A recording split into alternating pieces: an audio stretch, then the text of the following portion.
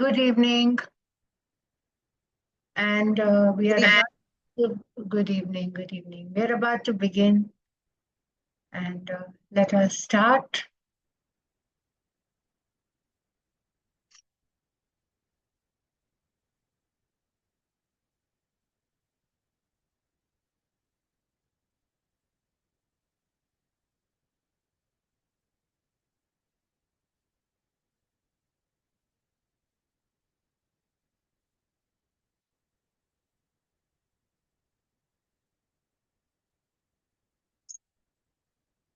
We're going to start with pedagogy of language, and in this particular session, we'll focus on pedagogy of Hindi. However, now whether you do pedagogy of Hindi or pedagogy of English, it doesn't matter. In most cases, it is a translation. We'll start with pedagogy of language.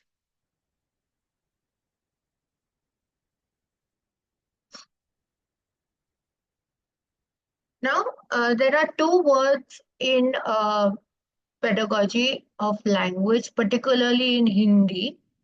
One is Bhasha Arjan. Now, when we talk about Bhasha Arjan, it means acquisition of language. Now, acquisition happens right from birth. Normally, this is the language of the child. So, Bhasha Arjan is the language at birth, which is normally the mother tongue.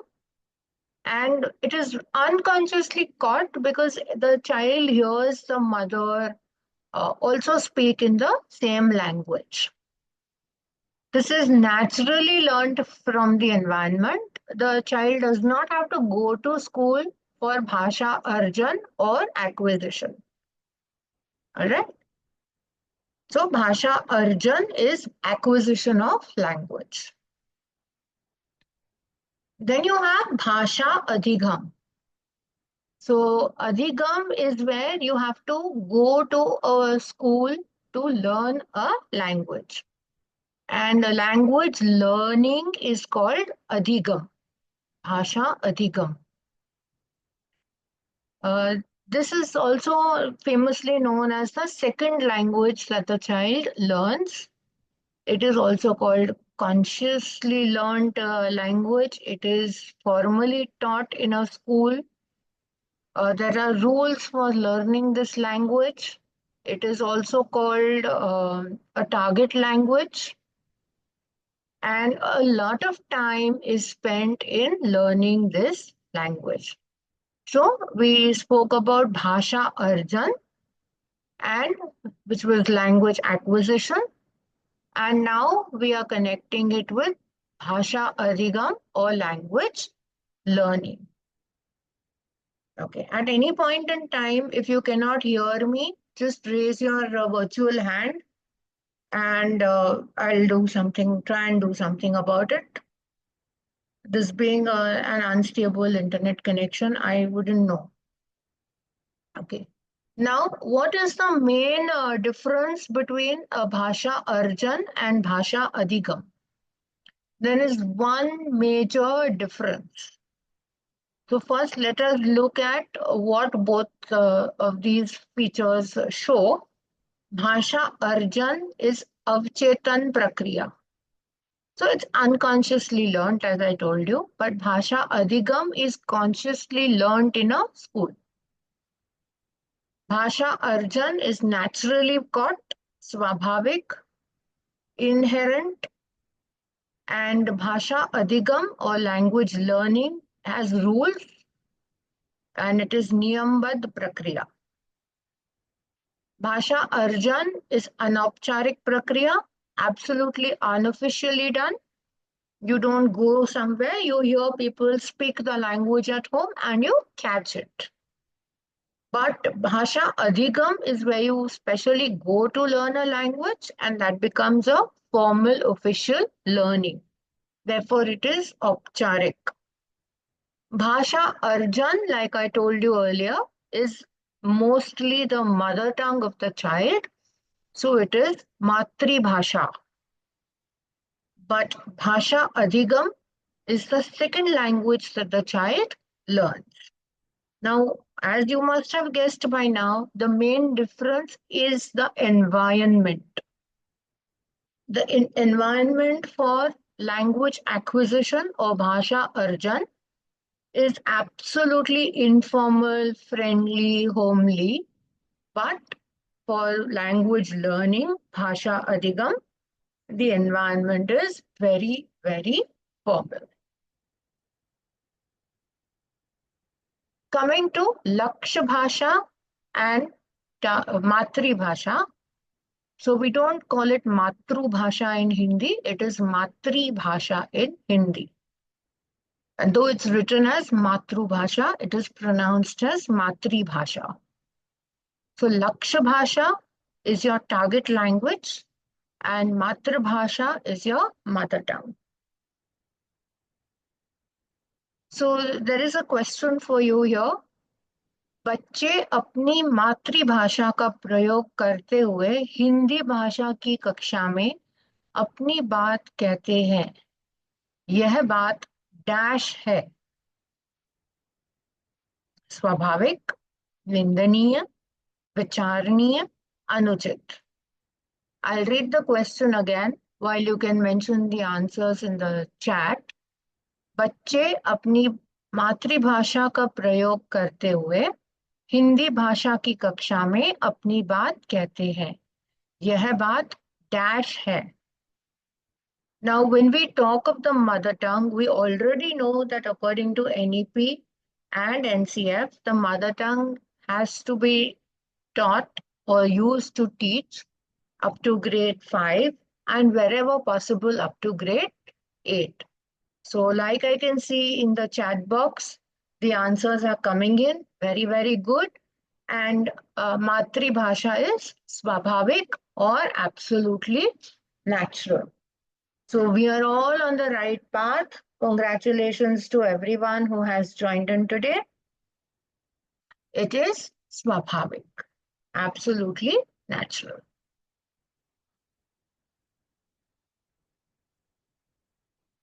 Now we have Bhasha ke Vivid Roop, just different forms of language. Now the first form of language is Matri Bhasha. Matri Bhasha is the mother tongue. Now we are well aware that whenever a child, an infant is born, the first words that we know that the child speaks are ma. These are those syllables. Ma, pa, ka, right? So Matri Bhasha has come from the word mother tongue, the language of the mother. So the child normally starts with an ah kind of crying and then goes to ma. Then the second form of language that we have is Rashtra Bhasha or national language. And according to the Constitution of India, there is no national language in India. India is a country that does not have a national language. We only have Hindi as our official language. Now, when we talk about national language, many countries across the globe have a language of their own. So, like we know, England has English, France has French, Germany has German. These are their national languages. But for India, there is no national language. But we have an official language, which is called the Raj Bhasha. According to the OLA Act, OLA is the short form. The actual is Official Language Act. So according to the Official Language Act of 1963, Article 343.1, Hindi is the official language of India. Now this is really important. So I truly request you and advise you to note it down because the OLA Act of 1963 is very, very important from the exam point of view. So Article 343.1 states that Hindi is the official language of India. And Article 343.2 of the Official Languages Act, or the OLA Act of 1963, states that English is the associate official language of India. So English is also called AOL, Associate Official Language of India. Right?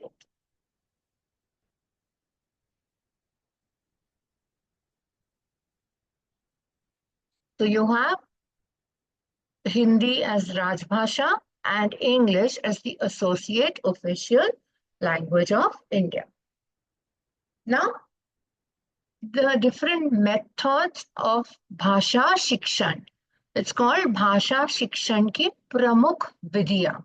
These are just methods, and we are going to look at each method at least enough for you to be able to attempt the pedagogy questions in the language pedagogy questions in the paper. That much for sure we will deal with when we deal right now, one after the other, with the different methods. So we have 7 kinds of language teaching methods. The first one is Vyakran Vidhi. The second is Vyakran Anuvad Vidhi. So Vyakran is grammar. So grammar method. Then the second is Vyakran Anuvad Vidhi, grammar translation method. Third is Pratyaksha Vidhi. Fourth is Sammishran Vidhi. Fifth, Sampreshan Twarak Vidhi. Sixth, Agaman Vidhi. Seventh, Nigaman Vidhi. Of course, don't worry. You just note these down. As we approach each method, I'll give you the English also. Don't worry. I do understand that we need both the languages. Similarly, we have same pedagogy, mind you, in English and in Hindi. So if you are confused even in the paper, suppose English is your language 1 in the paper, and you are stuck in a particular pedagogy question, and suppose in your paper, the pedagogy question comes after the passage. So go to language 1 Hindi and look for certain words of the pedagogy question. They may not be in the same order. They may be up and down. Question order may have changed.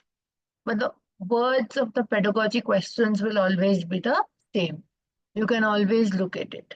But again, if you have language 1 English, don't look at pedagogy of language 2 Hindi. In the same language, look at the pedagogy question. So if it is Hindi language 1, then pedagogy question, English language 1. If it is English language 1, pedagogy question of Hindi language 1.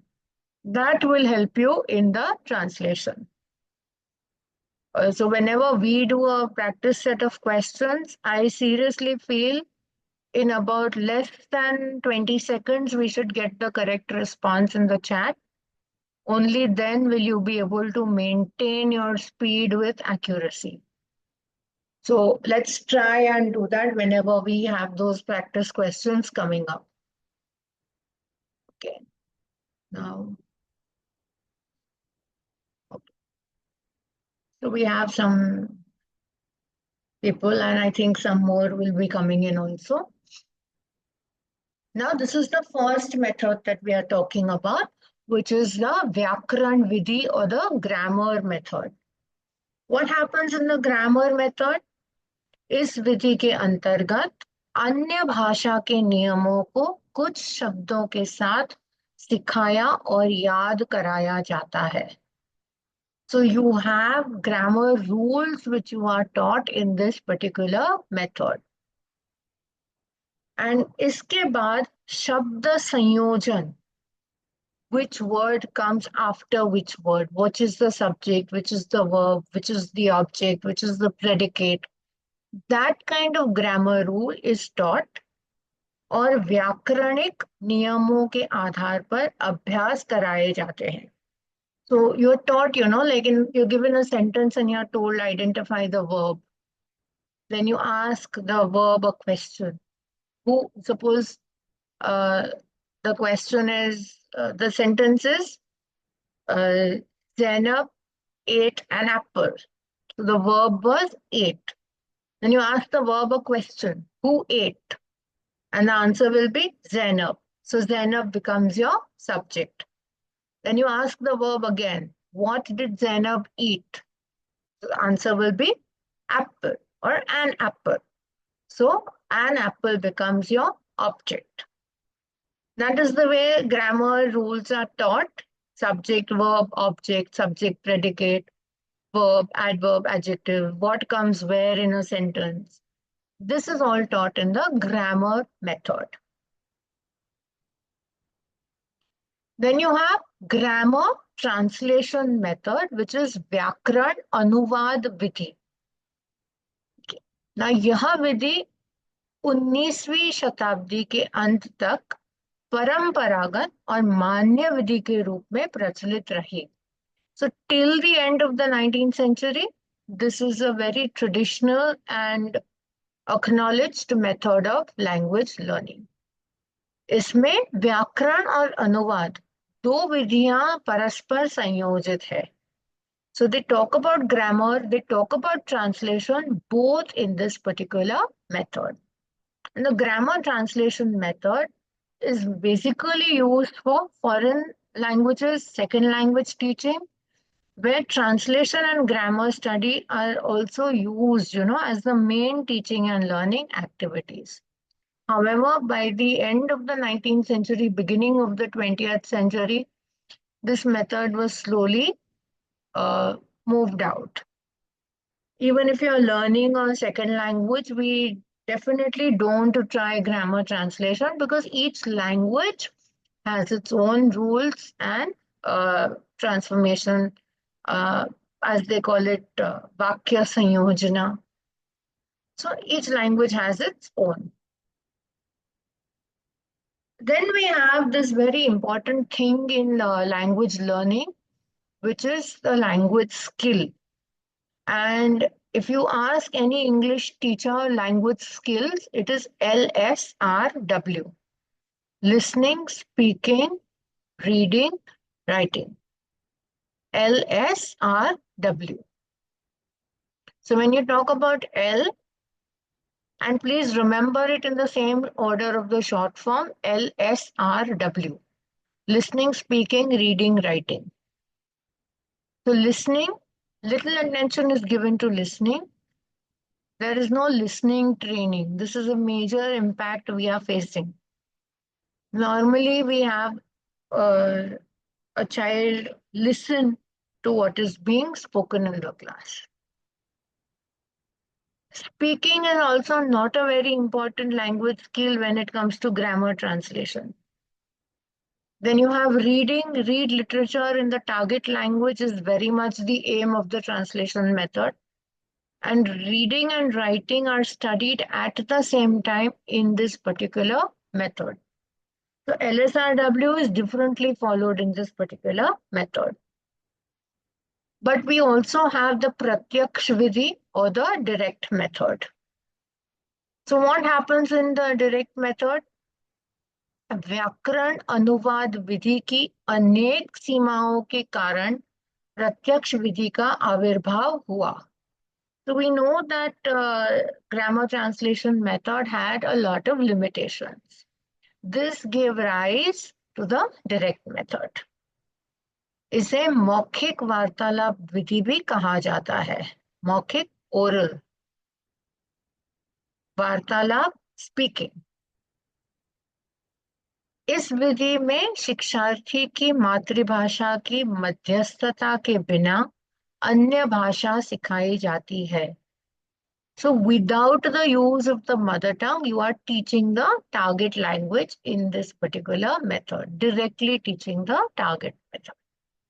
So the direct method of teaching, which is sometimes called the natural method and is often but not exclusively used in teaching foreign languages, refrains from using the learner's native language and uses only the target language.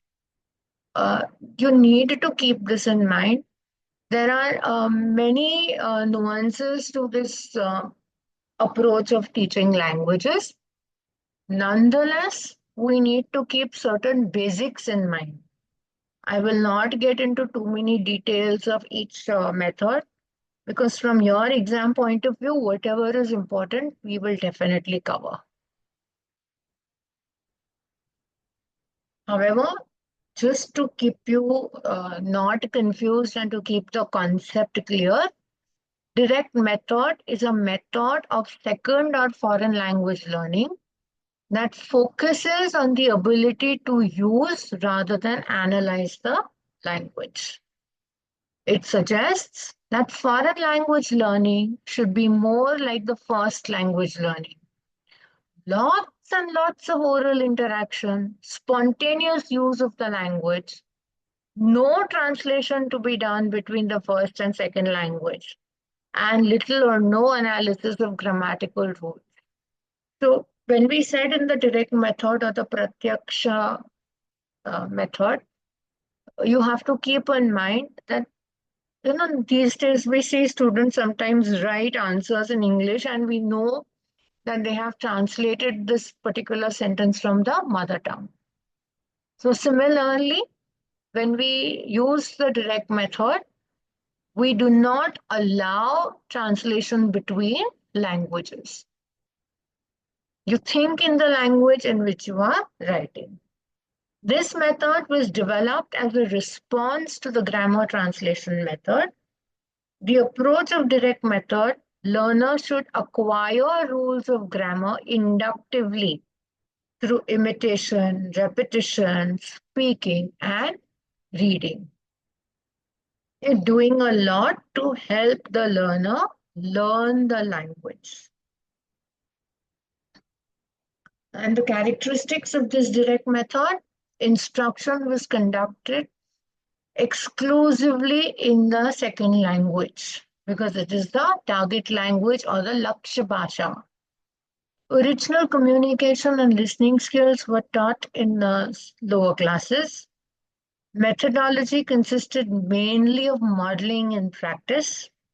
Every day, easily identified vocabulary was used. Grammar was taught inductively. So I hope you're noting down these points. It's very important for all of us to ultimately know. And as I have been constantly reminding you, revision will not give you enough time to think about what you had learned. Whatever you note down today will stay in memory forever. Key features of the direct method: use of the mother tongue not permitted. Teacher does not need to know the student's native language. The teacher teaches in the target language, the student learns the target language. Lessons begin with dialogues, anecdotes in modern conversational style. Actions and pictures are used to make meanings clear.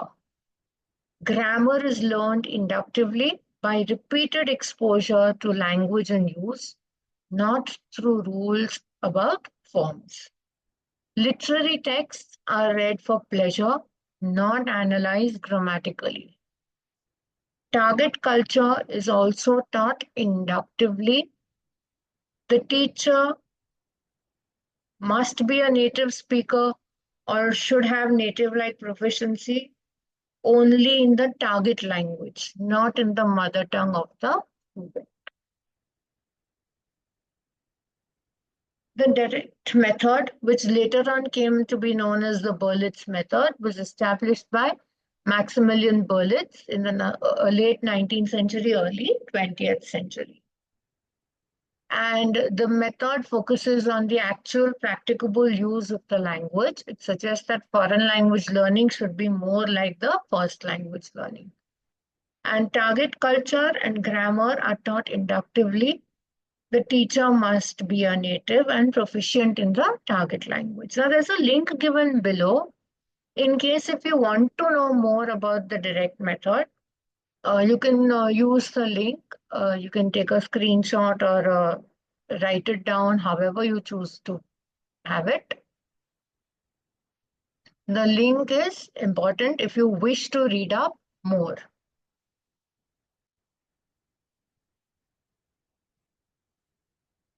Moving ahead. The fourth method is the Sammishran method. Sammishran method is your eclectic method. इस विधि के अंतर्गत भाषा शिक्षण की प्रक्रिया के व्यावहारिक पक्षों का सम्मिश्रण है. इस सम्मिश्रण विधि में शिक्षक भाषा शिक्षण के विभिन्न उद्देश्यों के अनुरूप और शिक्षण प्रक्रिया के विभिन्न चरणों पर किसी भी विधि का चयन कर सकता है. So what does this method talk about? The eclectic method of language teaching combines various approaches and methods to teach language depending on the objectives of the course and the abilities of the learner. So being Sammishran, it is also called mixed methods. English doesn't call mixed methods. English uses a better word, eclectic method. Then we have the Sampreshan Parak Vidhi. Now, प्रत्यक्ष विधि की प्रक्रिया को और सुदृढ़ बनाते हुए संप्रेषण परक विधि का विकास हुआ. भाषा प्रयोग सीखने में ही भाषा की संरचना सीखना है. So संप्रेषण परक विधि is trying to strengthen the direct method, and in that they are saying use language with rules. That became your संप्रेषण परक विधि. If I'm going fast, do raise your hands or do mention in the chat. If I get disconnected also, do raise your hand, because this network here is quite unstable and fluctuating. Then we have the inductive method, Agaman Vidhi. Now keep in mind, Agaman, arrival, arrival, induce. This is also called उदाहरण से नियम की ओर बढ़ना, विशिष्ट से सामान्य की ओर बढ़ना. Okay. Inductive method, known as the discovery learning method, is a process where the learner discovers rules by observing examples. This is different from deductive learning, where students are given the rules and they need to apply the rules. So keep in mind, when you need to deduce, you are given the rules and you're trying to apply them. In inductive method, you're observing examples and learning the language. Inductive method is specific to general, विशिष्ट से सामान्य, example to rule, known to unknown. The example becomes familiar.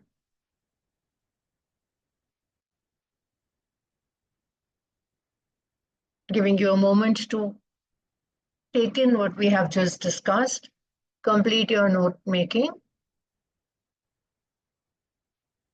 and moving ahead. Inductive method, the teacher helps the student to form the rules. It requires a very competent teacher. The usage of the language should be correct. There is one example, two examples, but the teacher should be able to elicit more examples from the student. It enhances the thinking process of the students and participative learning. The teaching learning process is made interesting through contextualized discussions. Right?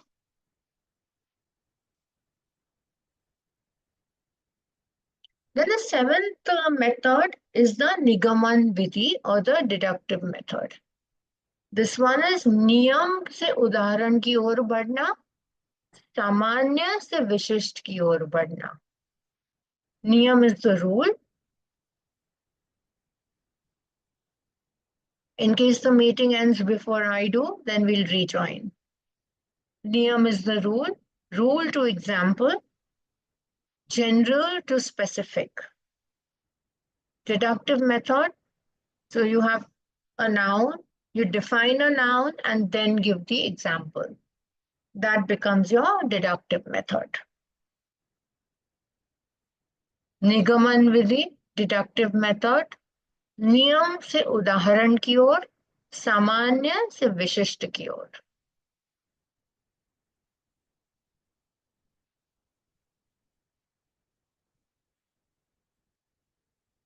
Please use some tactic to get in touch with me if I'm going fast.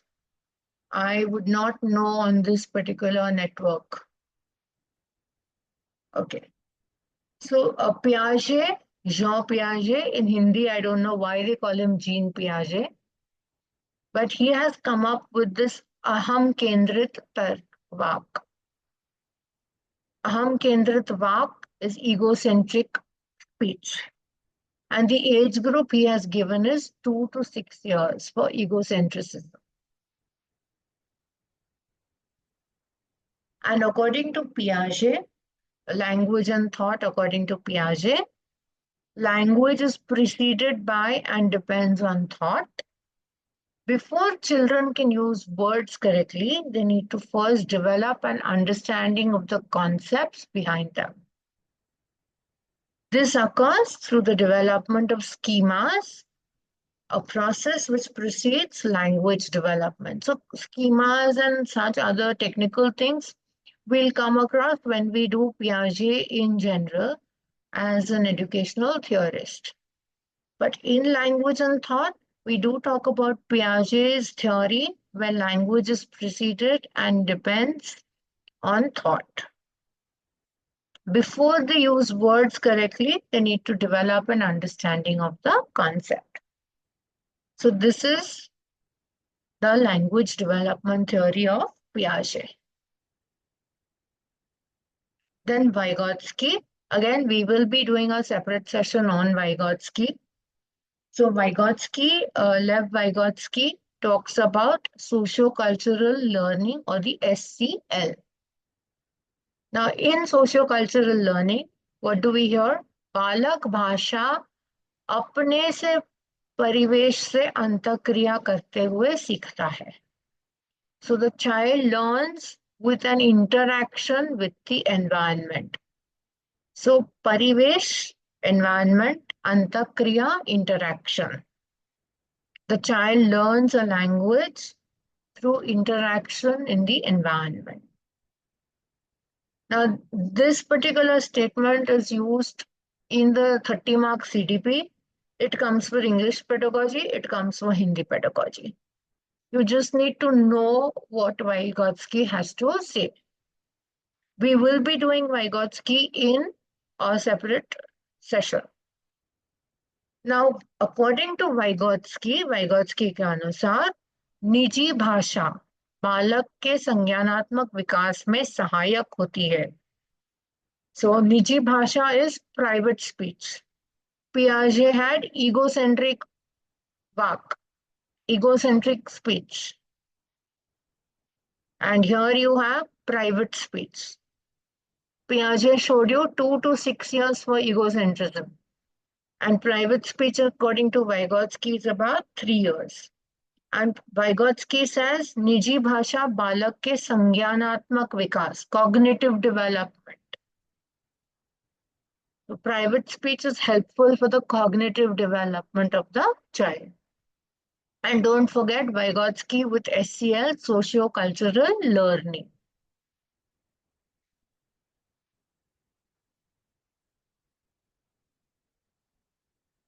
So here we have jigsaw पहेली को करते समय 5 वर्ष की नजमा स्वयं से कहती है, नीला टुकड़ा कहाँ है? नहीं यह वाला नहीं, गाढ़े रंग वाला जिससे यह जूता पूरा बन जाएगा. So what is this situation telling us? That while creating a jigsaw, while fixing a jigsaw puzzle, 5-year-old Najma is talking to herself. She's trying to find a dark blue color piece to fit the shoe. इस प्रकार की वार्ता को वाइगॉत्स्की किस तरह से संबोधित करते हैं? What does Vygotsky call it? व्यक्तिगत वार्ता, जोर से बोलना, पाठ या ढांचा, आत्म केंद्रित वार्ता. So the chat box is always open. Is it व्यक्तिगत वार्ता, व्यक्तिगत, personal, जोर से बोलना, talking aloud, पाठ या ढांचा, आत्म केंद्रित वार्ता, आत्म केंद्रित, focused on oneself? What do you think would be the answer? Yes, I do see the chat moving now. Brilliant. So Zainab ma'am thinks it is number 4. Any other options that I could look at here? Anyone else who thinks, you can always mention in the chat. You know, I would love to see it. Soraya ma'am also says 4. All right. So I'll tell you the correct answer is 1. You can see over there, it's written Vyaktigat Varta, and that's what we did, private speech. When you're talking aloud to oneself, Vyaktigat Varta, private speech. That is the correct answer. Ma'am, so zor se bolna is what? What is zor se bolna? Is it not that? No. I thought want to. Zor se bolna is what I'm currently doing and what you are currently doing. When we converse with each other, we are talking. That is zor se bolna. Vyaktigat Varta, I have written there in English. I was confused in the first and second. That's what I'm saying. Atma Kendrit is ego. Atma Kendrit is egocentrism. Focusing on oneself. That's the main reason why I brought these questions along while we are discussing the concept. We need to come out of the misconception. And that is the main focus of these live classes. You have the option of asking your questions, clarifying your doubts throughout. Okay. So we'll move ahead. I think there are 2 minutes and 20 odd seconds left. Okay, now Noam Chomsky. In English, it's spelled as Noam. So Noam Chomsky has a very fancy idea to language, okay? What he says is, प्रत्येक बालक भाषा सीखने की जन्मजात शक्ति के साथ पैदा होता है. So each child is born with an innate ability to learn a language. And this ability is called LAD. LAD is Language Acquisition Device. So while I was doing my Ctet studies, I came across one of these YouTubers who said that a language acquisition device is an imaginary device. And according to Chomsky, it is placed in the brain. However, since it's an imaginary device, you cannot go to a surgeon and ask him ki Meri ma, mother is talking any nonsense and something to you and you don't like it. So you can't go to a surgeon and say, you remove my LAD and give it to my mother because she talks nonsense. Okay.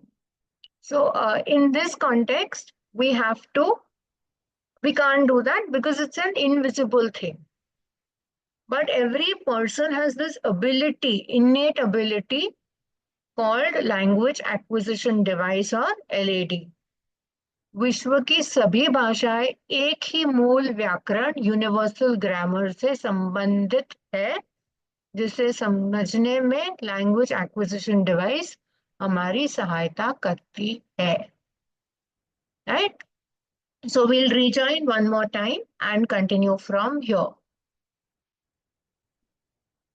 Thank you very much.